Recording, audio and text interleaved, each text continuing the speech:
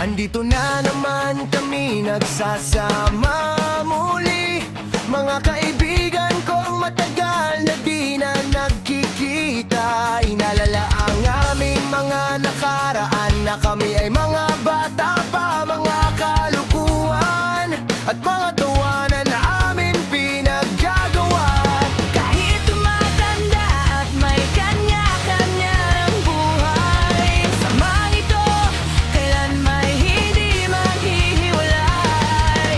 Minsan man ay busy at hindi nagkakasundo sa schedule. Pag nakita-kita na, tawa natin abot hanggang kabilang kanto ulit.